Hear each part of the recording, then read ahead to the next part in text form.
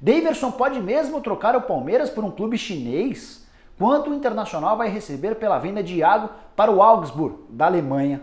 Já o São Paulo está voltando das férias sem nenhuma novidade, mas eu vou te atualizar sobre a busca por um lateral direito e um centroavante. E no vídeo de hoje do canal do Nicola também vou contar sobre uma tentativa frustrada de troca, que envolveria Pedrinho e Luan, do Corinthians e do Grêmio.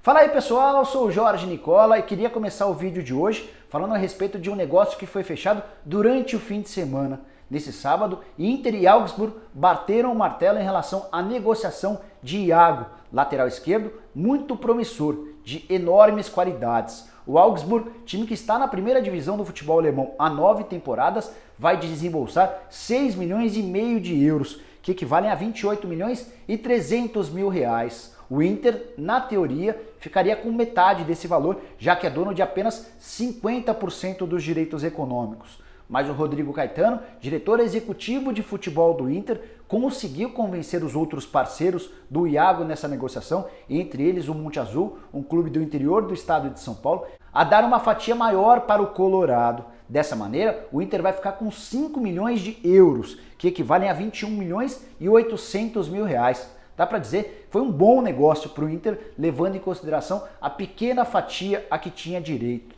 No contrato entre os clubes também ficou combinado que pode haver um bônus de 1,5 milhão de euros, ou seja, 6 milhões e meio de reais, caso o Iago consiga alcançar algumas metas, todas ligadas ao número de partidas em seu novo clube.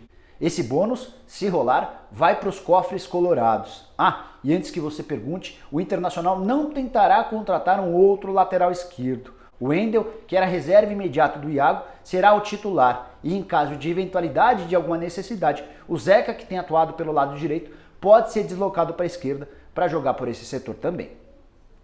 Quero falar agora sobre o São Paulo, que retorna nessa segunda-feira, depois de um período de folga, sem qualquer novidade relacionada a contratações. O Raí, o Leco e o Alexandre Pássaro prometiam usar essa pausa nas competições para tentar melhorar o elenco do São Paulo, mas não rolou, pelo menos até agora. São Paulo tem esbarrado nas pedidas dos outros clubes na parte financeira. Começar falando sobre a lateral direita, que é uma das prioridades do São Paulo. São Paulo conversou nos últimos dias com o Juan Fran, lateral direito que está deixando o Atlético de Madrid, com o Gilberto, lateral que está no Fluminense, mas pertence à Fiorentina, com Alan Benítez, jogador do Libertad, que você viu com exclusividade aqui no canal do Nicola, além do Adriano, conversa bem antiga, há mais de um mês. Em todos os casos, o São Paulo achou que a pedida do outro lado era muito alta e até agora não fechou com ninguém. Dá para dizer que o Juan Fran, inclusive, já está descartado. O espanhol quer continuar ganhando algo na casa de 1 milhão e 100 mil reais, salário que ele tinha nos tempos de Atlético, algo impraticável para o tricolor.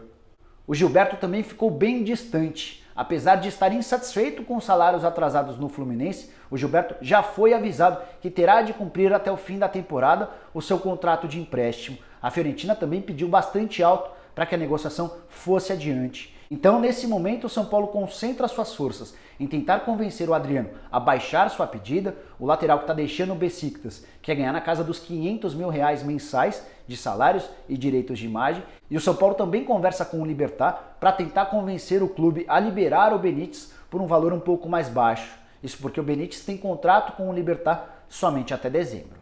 O São Paulo também quer um centroavante, um camisa 9, a posição mais pedida pelo Cuca. E essa posição está ainda mais enrolada do que a lateral direita por falta de opções. O Juan de Neno segue sendo aquele mais viável, embora muito caro.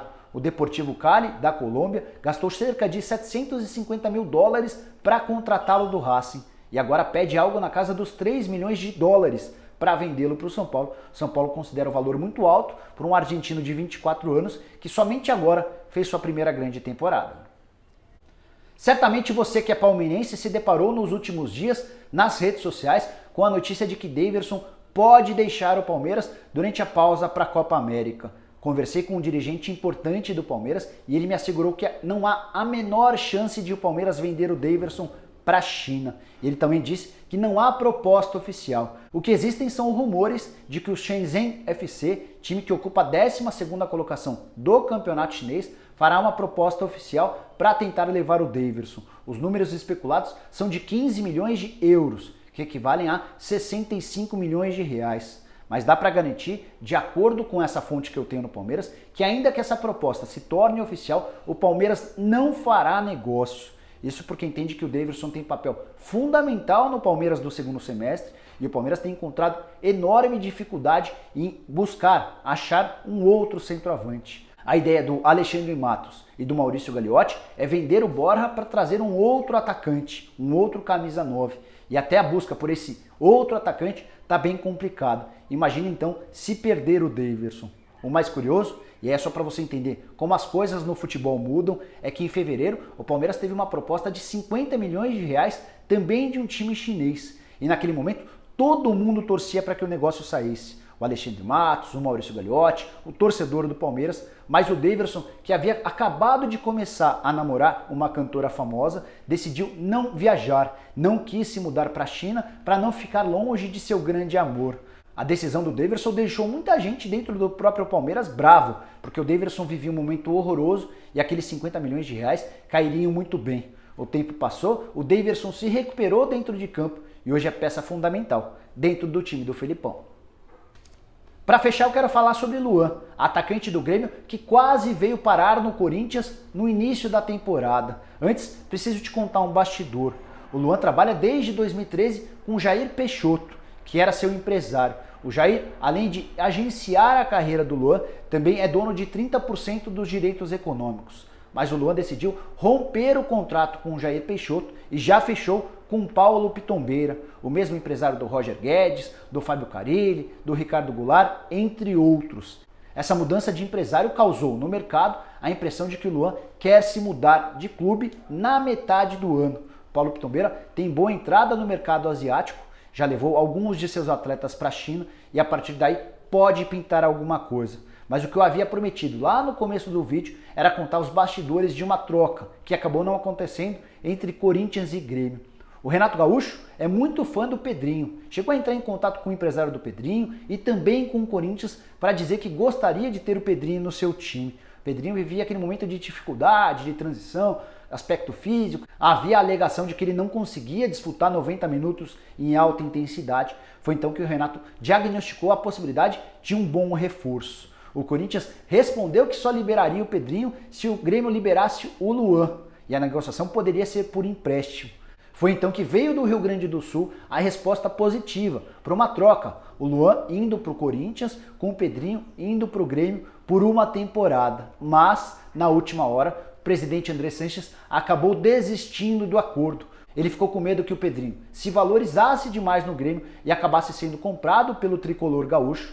Isso porque em relação ao Luan existe uma enorme desconfiança em relação à sua capacidade física por conta de um problema no pé e também por causa de comportamento extracampo.